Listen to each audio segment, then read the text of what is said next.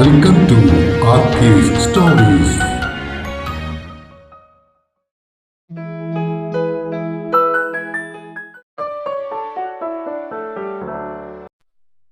വില്വാദ്രി ഭാഗം 10.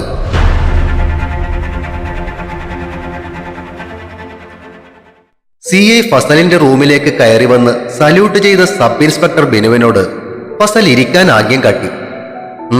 എന്തായി ബിനു, ആ ഡോക്ടർ മേഘയെ കണ്ട് സംസാരിച്ചോ? സർ, ചാക്കോ ഡോക്ടറുടെ ചേച്ചിയെ പറ്റി ചോദിച്ച കാര്യം പുള്ളിക്കാരി ചേച്ചിയോടും പിന്നെ കൂടെ വർക്ക് ചെയ്യുന്ന ഒരു ഡോക്ടർ ശില്പയോടും മാത്രമേ പറഞ്ഞിട്ടുള്ളൂ. ഇൻസ്പെക്ടർ ബിനു പറഞ്ഞത് കേട്ട് ഫസലിന്റെ നെറ്റി ചൊളിഞ്ഞു. മഞ്ജിമ ഇല്ലിത്താഴത്ത് തന്നെ ഉള്ളതല്ലേ, അവരോട് പറഞ്ഞെന്നോർത്ത് അത് പുറത്തേക്ക് പോകാനൊന്നും സാധ്യതയില്ല. പിന്നെയുള്ളത് ആ ഡോക്ടർ ശില്പ, അവരെ പറ്റി എന്തായാലും ഒന്ന് അന്വേഷിച്ചു നോക്കൂ. തീർച്ചയായും സാർ.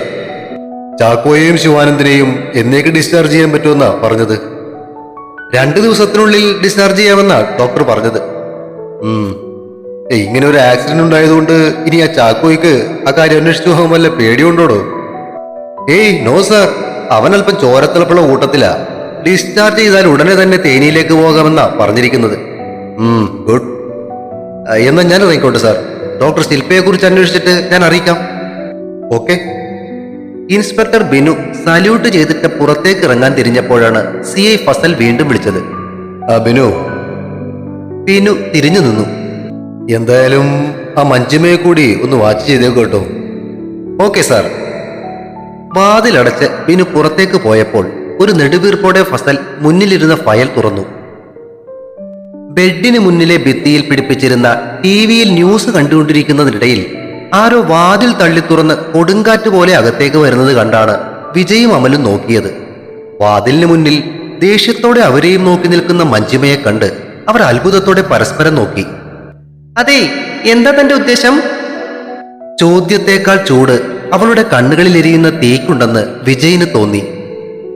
എന്തുദ്ദേശം? പ്രത്യേകിച്ചൊരു ഉദ്ദേശമില്ല. ഡിസ്ചാർജ് ചെയ്താ വീട്ടിൽ പോണം, അത്രേ ഉള്ളൂ. ഇനി നിനക്ക് വേറെ വല്ല ഉദ്ദേശം ഉണ്ടോടാമലെ? അവളെ ഒന്ന് ആക്കിക്കൊണ്ട് വിജയ് പറഞ്ഞു. അയ്യോ, എനിക്കൊരു ദുരുദ്ദേശവും ഇല്ലേ. കൈകൾ കൂപ്പി ഒരു വക്രിച്ച ചിരിയോടെ അമലും പറഞ്ഞു. പിന്നെ ഒരു ഉദ്ദേശമുണ്ട്. ഇല്ലി താഴത്തെ ആ കൊച്ചില്ലേ, എന്തോന്നടാ അതിന്റെ പേര്? ശിവന്യ ഗംഗാധരൻ. ഒരു പ്രത്യേക താളത്തോടെ അമൽ മറുപടി പറഞ്ഞു. അത് തന്നെ. ആ കൊച്ചിന്റെ ഓഫീസിൽ ഒരു ജോലി തരമായിട്ടുണ്ട്. അവിടെ ജോയിൻ ചെയ്യാനും ഒരു ഉദ്ദേശമുണ്ട്. എന്തെങ്കിലും കുഴപ്പമുണ്ടോ? മനസ്സിലായി. അതുകൊണ്ട് തന്നെയാ ഞാനിപ്പോ വന്നത്. ആ ജോലി താൻ ഏറ്റെടുക്കരുത്. വിജയിന് നേരെ കൈ ചൂണ്ടിക്കൊണ്ട് മഞ്ജിമ ചീറി. ദേ കിടക്കണം. കഴിഞ്ഞ ദിവസം അനിയത്തി വന്ന് ഒരു ഓട്ടം തുള്ളിന് കഴിഞ്ഞ് പോയതേ ഉള്ളൂ. ഇപ്പതേ ചേച്ചിയും. അല്ല, അറിയാൻ മേലാഞ്ഞിട്ട് ചോദിക്കുക. ഞങ്ങൾ ആ ജോലി ഏറ്റെടുത്ത നിങ്ങൾക്ക് എന്താണ് ഹേ പ്രശ്നം? കസേരയിൽ ഇരുന്നു കൊണ്ട് തന്നെ അമൽ മഞ്ജിമയോട് ചോദിച്ചു. അതിപ്പോ തന്നെ പറഞ്ഞ് മനസ്സിലാക്കേണ്ട കാര്യമൊന്നും എനിക്കില്ല. അവനെ ദേഷ്യത്തോടെ ഒന്ന് നോക്കിയിട്ട് അവൾ വീണ്ടും വിജയിന് നേരെ തിരിഞ്ഞു. പറയ്, എന്താ തന്റെ തീരുമാനം? അവളുടെ ചോദ്യം കേട്ട അമലും വിജയിനെ തന്നെ നോക്കി. ജോലി മാത്രമല്ല, അവളുടെ കാമകനാണ് ഞാനെന്നാണല്ലോ ഇപ്പൊ എല്ലാരും പറയുന്നത്. അതങ്ങ് ഉറപ്പിച്ചാലോ എന്ന് ആലോചിക്കുന്നത്. ഇട്ടുകൂടാനും മാത്രം സ്വത്ത്, കാണാൻ കൊള്ളാവുന്നൊരു കൊച്ചു. എന്താണ് ദാസ, അതങ്ങ് സെറ്റാക്കാം അല്ലേ? പിന്നെ അല്ലാണ്ട് വിജയ, ഞാനിവിടെ മോഹിച്ചിരിക്കത്തേ ഉള്ളൂ. എനിക്ക് ജീവനുള്ളിടത്തോളം കാലം ഞാനിത് സമ്മതിക്കില്ല. അല്ല, എന്താ നിന്റെ പ്രശ്നം? അന്ന് നീ പൊടിയും തട്ടി എന്റെ ജീവിതത്തിൽ നിന്ന് ഇറങ്ങിപ്പോയപ്പോ ഞാൻ പിന്നെ ശല്യം ചെയ്യാൻ പുറകെ വന്നോ? ഇല്ലല്ലോ. പിന്നെ ഇപ്പൊ കിടന്നീ പിടക്കുന്നത് എന്തിനാ? അത് പിന്നെ താൻ മനഃപൂർവ്വമല്ലേ ഇപ്പൊ ജോലി ഏറ്റെടുക്കാൻ പോകുന്നത്? എന്റെ ജീവിതത്തിൽ പ്രശ്നം ഉണ്ടാക്കാൻ വേണ്ടി? എടി പുല്ലേ, അങ്ങനെ പ്രശ്നം ഉണ്ടാക്കണമെന്നുണ്ടായിരുന്നെങ്കിലേ ഈ വിജയിന് ഇത്രയും നാൾ കാത്തിരിക്കേണ്ട ആവശ്യമൊന്നും ഉണ്ടായിരുന്നില്ല. പക്ഷെ ഒരിക്കലും നിന്നെ എന്റെ മനസ്സിൽ കെട്ടിയെടുത്തിരുന്നത് കൊണ്ടാ ഇപ്പോഴും നീ ഇങ്ങനെ മുന്നിൽ വന്ന് ചിലക്കുമ്പോ ഞാൻ കയ്യും കെട്ടി നോക്കിയിരിക്കുന്നത്. വെറുതെ എന്റെ ക്ഷമ പരീക്ഷിക്കരുത്. അതുകൊണ്ട് എന്റെ പൊന്നുമോള് ചെല്ലി, ഞാൻ ആ ജോലി ഏറ്റെടുക്കുകയും ചെയ്യും. അവളുടെ ഔട്ട് ഹൗസിൽ തന്നെ ഞങ്ങൾ താമസിക്കുകയും ചെയ്യും. നിനക്ക് എന്താ ചെയ്യാൻ പറ്റുന്നതെന്ന് വെച്ചാ നീ അങ്ങോട്ട് ചെയ്യ്, കാണട്ടെ. അടിപൊളി, അത് കലക്കി. എന്നാ പിന്നെ മഞ്ജിമസേച്ച് ചെല്ലി, ഞങ്ങൾക്ക് ഇച്ചിരി പണിയുണ്ട്. പുറത്തേക്കുള്ള വാതിൽ അവൾക്ക് വേണ്ടി തുറന്നു പിടിച്ചുകൊണ്ട് അമൽ പറഞ്ഞു. നീയൊക്കെ ചെവിക്ക് നുള്ളിക്കോ. ഈ മഞ്ജിമ ആരാണെന്ന് നിന്നൊക്കെ ഞാൻ മനസ്സിലാക്കി തരുന്നുണ്ട്. ചവിട്ടിക്കുലുക്കി ദേഷ്യത്തോടെ മഞ്ജിമ പുറത്തേക്ക് നടന്നു. വിജയിന്റെയും അമലിന്റെയും ജോലിയുടെ കാര്യം ശിവ സമ്മതിച്ചതിനെപ്പറ്റി സംസാരിക്കുവാൻ വേണ്ടി അവരുടെ മുറിയുടെ മുന്നിൽ എത്തിയപ്പോൾ വാതിൽ തുറന്ന് പുറത്തേക്ക് വരുന്ന മഞ്ജിമയെ കണ്ട അത്രിക്ക് ഓർമ്മ വന്നത് കഴിഞ്ഞ ദിവസം മേഘ പറഞ്ഞ കാര്യങ്ങളായിരുന്നു. പെട്ടെന്ന് മുന്നിൽ അത്രികയെ കണ്ട മഞ്ജിമയും ഒന്ന് പതറി. ചേച്ചി എന്താ ഇവിടെ? അത്രികയുടെ ചോദ്യം കേട്ട് എന്തു പറയണമെന്നറിയാതെ ഒരു നിമിഷം അവളൊന്ന് ആലോചിച്ചു. അതോ, അത് ഞാൻ വിജയനൊന്ന് കാണാമെന്ന് വിചാരിച്ച് കയറിയതാ. ഞങ്ങൾ പണ്ട് ഒരുമിച്ച് വർക്ക് ചെയ്തിട്ടുള്ളതാണേ. ഓ ശരിയാ, ഞാനത് ഓർത്തില്ല. എന്നിട്ട് ചേച്ചി പോവാണോ? അതെ അതെ, ശിവയെ കൂടി ഒന്ന് കാണണം. നീ ഇതെങ്ങോട്ടാ? ഞാനും വിജയനെ കാണാൻ തന്നെ ഇറങ്ങിയതാ. അവർക്ക് ജോലി നൽകുന്ന കാര്യത്തിൽ ശിവയ്ക്ക് സമ്മതം ഉണ്ടാകുമെന്നൊരു ഭയം ഉണ്ടായിരുന്നു എല്ലാവർക്കും. എന്നാൽ ഇന്ന് അവൾ ഓക്കെ പറഞ്ഞേ. ആ കാര്യത്തെക്കുറിച്ച് അവരോടൊന്ന് സംസാരിക്കാന്ന് വിചാരിച്ച് വന്നതാ.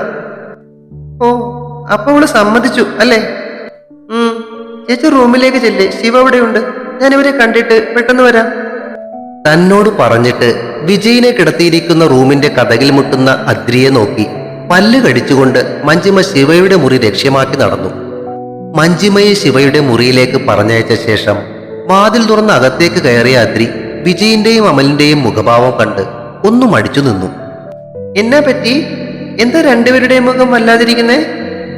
അവളുടെ ചോദ്യം കേട്ട് അവളുടെ മുഖത്ത് തെളിഞ്ഞ പുഞ്ചിരി അവളുടെ ചുണ്ടുകളിലേക്കും പടർന്നു. വാ വാ ഇരിക്ക്. അദ്രികയെ അകത്തേക്ക് ക്ഷണിച്ചുകൊണ്ട് അമൽ അവൾക്ക് ഇരിക്കുവാൻ വേണ്ടി കസേര മുന്നിലേക്ക് നീക്കിയിട്ടു. എന്തു പറ്റി? രണ്ടുപേരുടെയും മുഖം കടന്നൽ കുത്തിയ പോലെ ഉണ്ടായിരുന്നല്ലോ. അമൽ ഇട്ടുകൊടുത്ത കസേരയിലേക്ക് ഇരുന്നിട്ട് അവൾ രണ്ടുപേരോടുമായി ചോദിച്ചു. അതോ, അതിപ്പോ ഇവിടെ നിന്ന് ഇറങ്ങിപ്പോയ ഒരു കടന്നൽ കുത്തിയതാ. അവൻ പറഞ്ഞത് കേട്ട് അദ്രി സംശയത്തോടെ അവരെ നോക്കി. മഞ്ചേച്ചി ആയിരുന്നോ ആ കടന്നൽ? അവളുടെ ചോദ്യം കേട്ട് അതെ എന്ന അർത്ഥത്തിൽ അമൽ തലയാട്ടി. അവൾ തലതിരിച്ച് കട്ടിലിൽ ചാരിയിരിക്കുകയായിരുന്ന വിജയിനെ നോക്കി. വിജയ് അവളെ തന്നെ നോക്കിയിരിക്കുകയായിരുന്നു. വിജയ്, ചോദിക്കുന്നത് കൊണ്ടൊന്നും തോന്നരുത്. ഇന്ന് രാവിലെ മേഘ ചേച്ചി എന്നോടൊരു കാര്യം പറഞ്ഞായിരുന്നു. വിജയിന്റെ കണ്ണുകളിൽ തെളിഞ്ഞ ചോദ്യത്തിന് ഉത്തരമെന്നോണം അവൾ തുടർന്നു.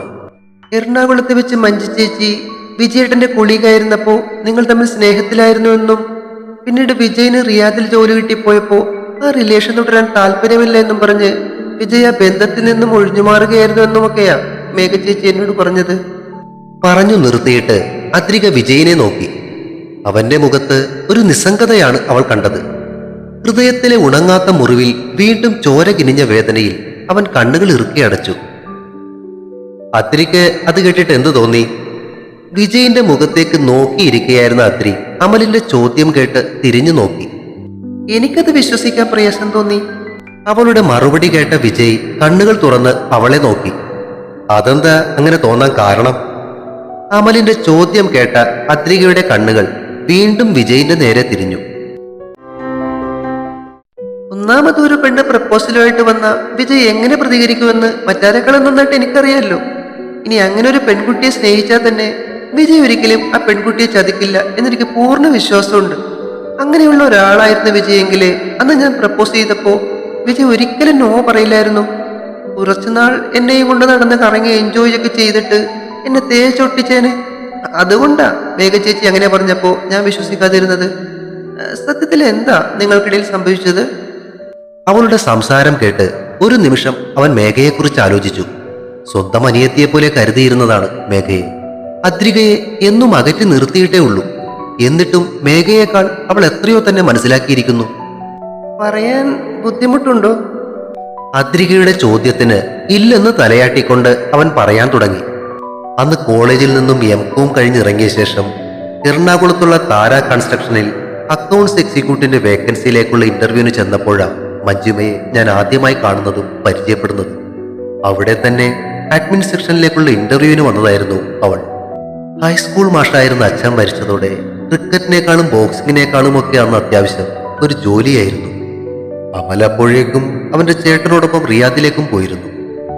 അവിടെ എന്തെങ്കിലുമൊക്കെ വേക്കൻസി വരുമ്പോൾ അറിയിക്കാമെന്നും അതിനു മുന്നേ എന്തെങ്കിലും വർക്ക് എക്സ്പീരിയൻസ് കിട്ടുകയാണെങ്കിൽ അത് നല്ലതായിരിക്കുമെന്നും അവന്റെ ചേട്ടൻ പറഞ്ഞിരുന്നത് കൊണ്ടാണ് ആ ജോലിക്ക് അന്ന് അപ്ലൈ ചെയ്തത്. ജോയിൻ ചെയ്ത അല്പനാളുകൾക്കുള്ളിൽ തന്നെ ഓഫീസിൽ മഞ്ജിമ എല്ലാവരുടെയും പ്രിയങ്കരിയായി. ഏത് തരക്കാരോടും ഒരുപോലെ കൂളായി ഇടപഴകുന്ന ഒരു ടൈപ്പ്. അതുകൊണ്ട് തന്നെ അവൾക്ക് സുഹൃത്തുക്കളും ഏറെയായിരുന്നു. അവളുടെ തുറന്ന ആ പെരുമാറ്റം കണ്ട് പ്രേമമാണെന്ന് തെറ്റിദ്ധരിച്ചവരും ഓഫീസിൽ നിറയെ ഉണ്ടായിരുന്നു. എന്നാൽ മറ്റുള്ളവരെ പോലെ അവളുടെ അധികം അടുത്ത് പെരുമാറാത്ത എന്നോട് മറ്റാരോടും കാണിക്കാത്ത ഒരടുപ്പം അവൾ കാണിക്കാൻ തുടങ്ങിയത് എപ്പോൾ മുതലാണെന്ന് ഓർക്കുന്നേയില്ല. മറ്റാരോടും പറയാതിരുന്ന അവളുടെ സ്വകാര്യ ദുഃഖങ്ങൾ അവൾ എന്നോട് പങ്കുവെക്കുമായിരുന്നു. അച്ഛന്റെ ബിസിനസ്സിലുണ്ടായ തകർച്ച, അച്ഛനു കൂടെ അവകാശപ്പെട്ട സ്വത്ത് കൈക്കലാക്കി വെച്ചിരിക്കുന്ന വലിയച്ഛനുമായുള്ള കേസ്, അനിയത്തിയുടെ MBBS പഠനത്തിലുള്ള ചെലവുകൾ. ആ ദുഃഖങ്ങളുടെ പങ്കുപറ്റുവാൻ എപ്പോഴോ എന്റെ ഹൃദയവും കൊതിച്ചു തുടങ്ങിയത് ഞാൻ പോലും അറിഞ്ഞില്ല. എന്നെക്കൊണ്ട് കഴിയും വിധമെല്ലാം ആ സമയത്ത് ഞാൻ അവളെ സഹായിക്കുമായിരുന്നു. ഇടയ്ക്കൊരിക്കൽ അവളുടെ അനിയത്തി മേഘയെയും പരിചയപ്പെട്ടു. സഹോദരങ്ങളില്ലാതിരുന്ന എനിക്ക് അവൾ സ്വന്തം അനിയത്തിയായി മാറാൻ അധികം സമയമൊന്നും വേണ്ടി വന്നില്ല. വീട്ടിലെ അമ്മച്ചിക്കും അറിയാമായിരുന്നു മഞ്ജിമയെക്കുറിച്ചുള്ള കാര്യങ്ങളെല്ലാം. ആയിടയ്ക്കാണ് റിയാദിൽ നിന്നും അമലിന്റെ വിളി വന്നത്. അമലിന്റെ ചേട്ടന് പരിചയമുള്ള മറ്റൊരു ഓഫീസിൽ എനിക്കും ഒരു ജോലി ശരിയാക്കിയിട്ടുണ്ട് എന്നുള്ള വാർത്ത സന്തോഷത്തോടെയാണ് ഞാൻ മഞ്ജിമയെ അറിയിച്ചത്. മഴക്കാർ നിറഞ്ഞ ഒരു സന്ധ്യയിൽ മറൈൻ വാക്വേയിലെ തണൽമരത്തിന്റെ താഴെയിരുന്ന് അവളോട് ആ കാര്യം പറയുമ്പോൾ നിറഞ്ഞ ആ മിഴികളും വിട്ടുപോകാൻ അനുവദിക്കാത്തതുപോലെ എന്റെ ഷർട്ടിൽ പിടിച്ചു വലിച്ച ആ വിരലുകളും എന്നോട് അവൾക്കുള്ള പ്രണയവും പറയാതെ പറയുകയായിരുന്നു. അവളുടെ ആഗ്രഹപ്രകാരം അന്ന് റിയാദിലേക്ക് പോകും മുന്നേ ഗുരുവായൂരിൽ പോയി. ആ അമ്പലത്തിന്റെ മുന്നിൽ വെച്ച് പരസ്പരം തുളസിമാലകളും ചാർത്തി. തിരികെ എത്തിയിട്ട് മതി എല്ലാവരെയും അറിയിച്ച് നിയമപ്രകാരമുള്ള വിവാഹമെന്ന് അവൾ തന്നെയാ പറഞ്ഞതും. പറഞ്ഞു നിർത്തിയ അവന്റെ ചിന്തകൾ അല്പനേരത്തേക്ക് ഓർമ്മകളിലൂടെ തിരികെ പോയി. അന്ന് രാത്രി ഹോട്ടൽ മുറിയുടെ AC-യുടെ തണുപ്പിൽ പ്രണയം പങ്കുവെച്ച് തന്റെ ശരീരത്തോട് ഒട്ടിക്കിടക്കുമ്പോൾ അവൾ കാതിൽ മന്ത്രിച്ച കാര്യങ്ങൾ അവൻ ഓർത്തു. നീ തിരികെ വരുന്നതും കാത്ത് ഞാനിവിടെ ഉണ്ടാകുമെന്ന് നീ എപ്പോഴും ഓർക്കണം. നീ ഇല്ലാതെ എനിക്ക് പറ്റില്ല വിജയ്.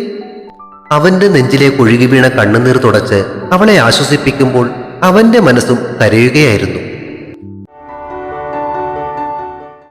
എന്നിട്ട് പിന്നീട് എന്ത് സംഭവിച്ചു? അദ്രികയുടെ ചോദ്യം അവനെ വീണ്ടും ഉണർത്തി. നാട്ടിൽ തുടങ്ങിയ NRI അക്കൗണ്ടിന്റെ ഡെബിറ്റ് കാർഡും പിൻ നമ്പറും അവൾക്ക് കൊടുത്തിട്ടാ ഞാനന്ന് റിയാദിലേക്ക് പറഞ്ഞത്. ഞാൻ സ്ഥലത്തില്ലെങ്കിലും അവളുടെയും മേഘയുടെയും കാര്യങ്ങൾക്കൊന്നും ഒരു കുഴപ്പവും ഉണ്ടാകരുതെന്ന് കരുതിയതുകൊണ്ടാ അന്ന് അങ്ങനെ ചെയ്തത്. റിയാദിലെത്തി 1.5 വർഷം കഴിഞ്ഞപ്പോഴേക്കുമാ കൊറോണ പൊട്ടിപ്പുറപ്പെട്ടത്. ആ സമയം ജോലി നഷ്ടപ്പെടുമെന്ന അവസ്ഥയ്ക്ക് മേൽ മറ്റൊരു പ്രശ്നം കൂടി അന്ന് ഇടുത്തിയായി വന്ന് പതിച്ചു. കമ്പനിയിലെ ജനറൽ മാനേജർ മോഷ്ടിച്ച കാശിന്റെ ഉത്തരവാദിത്തം അക്കൗണ്ട്സ് മാനേജർ എന്ന നിലയിൽ എന്റെയും തലയിലെ. ജയിലിലായ എന്റെ നിരപരാധിത്വം തെളിയിക്കാൻ അമലും സുഹൃത്തുക്കളും ഊണും ഉറക്കവുമില്ലാതെ ശ്രമിച്ചതിന്റെ ഫലമായി ഒടുവിൽ ജയിൽ മോചിതനായെങ്കിലും അവിടെ നിന്നും ഡീപ്പോർട്ട് ചെയ്യപ്പെട്ടു. ഈ കാര്യങ്ങളൊന്നും മഞ്ജിമ അറിയിക്കണമെന്ന് ഇവൻ പറഞ്ഞെങ്കിലും ഞാനതപ്പോ തന്നെ അവളെ അറിയിച്ചിരുന്നു. അമൽ ഇടയ്ക്ക് കയറി പറഞ്ഞപ്പോൾ വിജയ് നിശബ്ദനായി. പക്ഷെ നെടുമ്പാശ്ശേരിയിൽ വിമാനം ഇറങ്ങി മഞ്ജിമയെ കാണാൻ ചെന്ന ഞങ്ങൾക്ക് അന്ന് അവളുടെ മറ്റൊരു മുഖമാ കാണാൻ സാധിച്ചത്. എന്തു പറ്റി? അത്രയും നേരം വിജയിന്റെ വാക്കുകൾക്കൊപ്പം അവന്റെയും മഞ്ജിമയുടെയും ജീവിതത്തിലൂടെ സഞ്ചരിക്കുകയായിരുന്ന അദ്രിക ഇടയ്ക്ക് കയറി ചോദിച്ചു. പുച്ഛം നിറഞ്ഞൊരു ചിരിയോടെ അമലാണ് ആ ചോദ്യത്തിന് മറുപടി പറഞ്ഞത്. ഇവൻ ജയിലിലായ വിവരം ഞാൻ മഞ്ജിമയെ വിളിച്ച് അറിയിച്ചിരുന്നെങ്കിലും റിലീസ് ഓർഡർ കിട്ടി തിരിച്ചെത്തുന്ന കാര്യം അവളെ അറിയിച്ചിരുന്നില്ല. ഒരു സർപ്രൈസ് ആയിക്കോട്ടെ എന്ന് കരുതിയാ അറിയിക്കാതിരുന്നത്. പക്ഷെ അവൾ പറഞ്ഞ കാര്യങ്ങൾ കേട്ട് സർപ്രൈസ് ആയത് ഞങ്ങളായിപ്പോയി എന്ന് മാത്രം. അതെന്നെ പറ്റി? ജിജ്ഞാസ അടക്കാൻ കഴിയാതെ അവൾ ചോദിച്ചു. മോഷണക്കുറ്റത്തിന് ജയിലിൽ കിടന്ന ഒരാളെ അവളുടെ ഭർത്താവിന്റെ സ്ഥാനത്ത് കാണാൻ അവൾക്ക് സാധിക്കില്ലത്രേ. മാത്രമല്ല അവളുടെ കുടുംബത്തിന് മാനഹാനി ഉണ്ടാക്കുന്ന കാര്യങ്ങൾ ചെയ്യാൻ അവൾക്ക് ബുദ്ധിമുട്ടാണെന്ന്. മഞ്ജിമ അന്നു പറഞ്ഞ വാക്കുകളുടെ മൂർച്ച ഇന്നും കുത്തി നോവിക്കുന്നതിന്റെ വേദന അനുഭവിക്കുന്നത് പോലെ വിജയിന്റെ മുഖം ചുളിഞ്ഞു. അവന്റെ മനസ്സിന്റെ വേദന ആ വാക്കുകളിൽ നിന്നും തിരിച്ചറിഞ്ഞ അദ്രികയുടെ കണ്ണുകൾ എന്തിനെന്നറിയാതെ നിറഞ്ഞു. വാക്കുകൾക്ക് പലപ്പോഴും രക്തം പൊടിയാതെ മുറിവുണ്ടാക്കാനുള്ള കഴിവുണ്ട്. ഒരിക്കലും ഉണങ്ങാത്ത വേദനിപ്പിക്കുന്ന മുറിവുകൾ. പുറമേക്ക് ഉണങ്ങി എന്ന് തോന്നുമെങ്കിലും ചെറിയൊരു ഓർമ്മ മതി വീണ്ടും ആ മുറിവിൽ നിന്നും വേദന ഊറിയിറങ്ങാൻ. തുടരും. വില്ലുവാദ്രി അടുത്ത ഭാഗം ഉടൻ പ്രതീക്ഷിക്കുക. സബ്സ്ക്രൈബ് ചെയ്യാത്തവരുണ്ടെങ്കിൽ ദയവായി സബ്സ്ക്രൈബ് ചെയ്യണേ. കഥയ്ക്ക് അഭിപ്രായങ്ങൾ പറയുന്നതിനൊപ്പം കഥയുടെ ലിങ്ക് പരിചയക്കാർക്കൊക്കെ ഷെയർ ചെയ്തു കൊടുത്തും ലൈക്കുകൾ നൽകിയും സപ്പോർട്ടുമായി എന്നും കൂടെ ഉണ്ടാകണേ. താങ്ക്